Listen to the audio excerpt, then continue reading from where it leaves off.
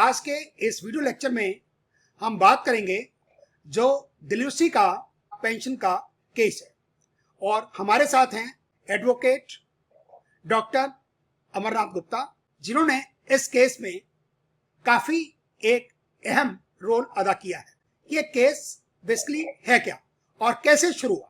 जो केस है, केस की जो सारे मामले की शुरुआत हुई वो हुई government of India office memorandum dated 1st of May 1987, in which it was stipulated by the government that accepting 4th Central Pay Commission recommendation, it was extending the benefit of GPF or pension scheme to all the central government employees. This particular office memorandum was duly adopted by the University of Delhi on 22nd of May 1987, and the assent of Honorable President of India was obtained, who is the visitor of the University, to amend the necessary statutes, and Statute 28A was amended in Delhi University, providing for extension of all benefits, retirement benefits, to Delhi University employees or college employees of Delhi University as per the facilities and benefits available to central government employees. And a notification to this effect was circulated on 4th of June 1987. So, this central government's notification, or office memorandum better called it became applicable to the University of Delhi. It provided for transfer of automatic conversion of all Delhi University college and university employees into pension or GPF scheme unless they specifically opt for CPF scheme by a cut-off date, and this cut-off date was 30th of September 1987. Categories की बात करते हैं तो ये categories का कैसे, first category, second category, third category? When the cases were filed before Honorable Single Bench of Delhi High Court, sometimes in 2010-2011, Honorable Judge categorized all the petitioners into three categories. Okay. Category 2 was of those persons who applied for the CPF scheme specifically during that period of 5 months. That is from 1st of May 1987 to 30th of September 1987. The category number 1 was of those persons who applied for CPF but not during this period. They applied for CPF after the cut-off date, that is after 30th of September 1987. And those persons who did not apply for CPF at any time but continued getting their employer contribution in their salaries, they are categorized as category 3. So it was the decision of Honorable Single Judge of Delhi High Court कि मैंने यदि 30 सितंबर 87 तक यदि apply कर दिया कि मैं CPF में कंटिन्यू करना चाहता हूं, तो वो कैटेगरी कौन सी हुई? वो कैटेगरी 2. ठीक है। और मैंने अप्लाई ही नहीं किया, मैंने 30 सितंबर 87 के बाद अप्लाई किया या मैंने कुछ भी नहीं किया, तो कैटेगरी कौन सी है? अगर सीपीएफ के लिए अप्लाई तो किया लेकिन 30/9/87 के बाद अप्लाई किया, वो कैटेगरी 1 हो गई। ठीक है। और थर्ड? और जिसने कभी भी अप्लाई नहीं किया but continued receiving employer contribution to CPF in their salaries, वो कैटेगरी 3 हो गई। तो ये जो जजमेंट आई थी अभी 10th मई को, ऑनरेबल सिंगल जज give his verdict on 30th of April 2014, जिसमें उन्होंने कैटेगरी 1 और कैटेगरी 3 को पेंशन अप्रूव कर दी. Yes, they are the cases of automatic conversion, because the original office memorandum of Government of India stipulated that those who do not apply will automatically come over to pension scheme. मतलब 30 सितंबर 87 cut off date? वो हाँ, that date was held to be sacrosanct by the Honorable Single Judge based upon an earlier decision of Honorable Supreme Court in Union of India versus S.L. Verma and others. It was decided by Honorable Supreme Court in the year 2006. So, Honorable Single Judge proceeded on the basis of the decision of Honorable Supreme Court in Union of India versus S.L. Verma, where the employees of Bureau of Indian Standards were involved. And it was very clearly pointed out in that judgment by the Honorable Supreme Court that even if a person applied for CPF after the cut-off date, that is immaterial, because the moment that date was crossed and option was not exercised, these persons automatically came over to pension GPF scheme. So their option later on was immaterial. University को या colleges को ये नहीं करना चाहिए था कि 30 सितंबर 87 जैसी बीतती और कॉलेज आपसे लिस्ट मांग लेते हैं कि किन लोगों ने Exactly. That should have happened. And that was a grave error on the part of the university and its constituent body. If a list was prepared in October 1987, that is, these people have opted for CPF scheme and therefore they are not eligible for pension and everybody else is eligible for pension. Matter would have come to an end there itself. The whole episode has gone 35 years because that list was not prepared and Delhi University did not care about it. That is the main problem. And 35 years long litigation has gone because of this problem. और उसके बाद जो options दिए गए university ने 87 के बाद भी original two options were given asking for CPF. Later on, university changed its mind and is asked for options for pension scheme, and that ranged from 1989 to 1998. Okay. That is about 11 options were given that period. So total 13 options were given by University of Delhi. And the most unfortunate part is, at no stage during this long period, University realized that it had absolutely no authority. And this matter came to notice of everybody sometime in 1999, beginning of 1999, when UGC wrote a letter to University that you are not authorized to give any option at all, and what are you doing? And therefore, the 13th option which was given at sometime in the end of 1998, in which the time period given was up to February or March 1998, the date given by the universities. So that also led to some of the litigation. For example, I filed a case in favor of Santosh Kaur Sangari, who had applied within that last option limit given by the University of Delhi, but the university closed that scheme before the last date given by itself, and that created a legal issue, and I won it before Delhi High Court, and that was also challenged by Delhi University by way of SLP before Honorable Supreme Court, and the university contention is dismissed by Honorable Supreme Court on 10th of May, a few days ago. तो 10th मई जो 2022 का जो supreme court का judgement आया SLP dismiss करने का, ये deal कर रहा है कैटेगरी 1 एंड कैटेगरी 2 को, क्योंकि कैटेगरी 3 का तो यूनिवर्सिटी दे चुकी है.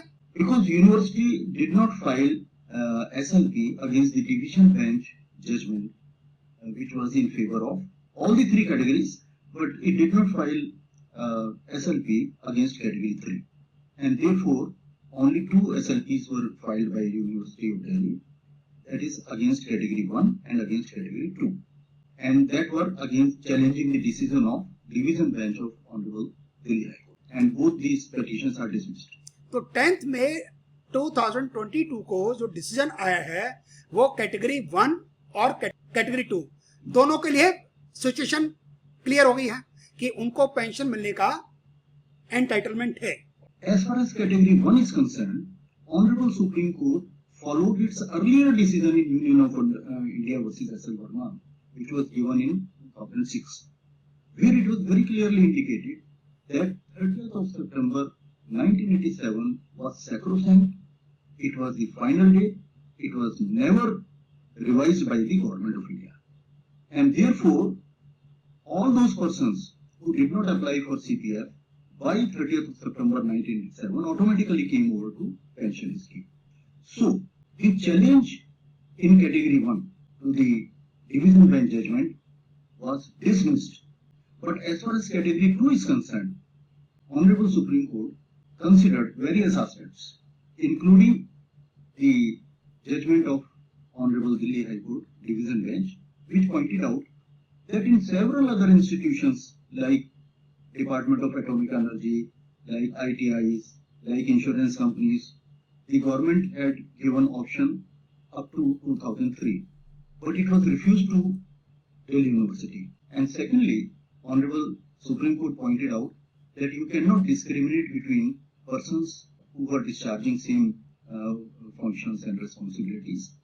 Delhi University granted pension to 2,469 of its employees who had applied for pension during the options given by the university, which were actually not authorized. Hey. So, Honorable Supreme Court pointed out that when you can give to 2,469 persons, then why are you refusing to these 75 or 80 or 100 persons? Because in category 2 SLP only 93 persons were there, and a specific questionnaire was given by the Honorable Supreme Court to University of Delhi, where they admitted that now there are only 75 persons left. So, Honorable Supreme Court has given a slightly different verdict for category 2. That okay, now give one more option to category 2. And those persons who have taken their CPF amount, let them return that amount with 8% simple interest per annum. And in these terms, this category 2 SLP has been disposed of, not dismissed. That is the difference between the two. Category 1 SLP, that is University of Delhi versus NC Bakshi, that was dismissed. That is whatever the division bench had said was held to be okay. Absolutely nothing addition, no deduction, no addition by the Honorable Supreme Court. But as far as category 2 is concerned, the division bench dismissed the decision of single judge who had not granted pension to the, but Supreme Court said no, you grant pension to these persons. That is, let one more option be given and let them return the amount of CPF with 8% simple interest. So it is called disposed of. Category 2 हो या category 1 हो, इन्होंने जो CPF का पैसा लिया, college contribution या university contribution, ये इनको वापस करना है with 8% interest, simple interest. Second category वाले टीचर्स इस टाइम वो क्या करें? क्या वो एप्लीकेशन लिखें कॉलेजेस को, क्या लेटर लिखें, या यूनिवर्सिटी के किसी लेटर का वेट करें? They may apply on their own along with a copy of the Honorable Supreme Court judgment dated 10th of May 2022. But the direction to the authorities is that let them ask for an option, let the appropriate authorities ask for an option from these persons, because there may be some persons who may not be interested in getting pension at this age because their age problem, illness problem and various problems may be there and they may not be interested in opting for pension. So a discretion has been given. The Delhi University has to give an option to, and they will decide whether they still wish to remain in CPF, switch over to. हमें अपनी तरफ से एक letter लिख देना चाहिए कि हम इंटरेस्टेड हैं ऑप्शंस लेने में, और फिर वेट भी करना चाहिए कॉलेज का, यूनिवर्सिटी का, कि वो हमसे पूछेंगे, फिर हमें फॉर्म जो भी हमें टाइम दिया जाएगा उस तक हम अप्लाई कर दें। In my view, both the things should be done. At this stage, let individuals write to their respective colleges, or university employees may write to the registrar of their university, telling them that they are interested or not interested.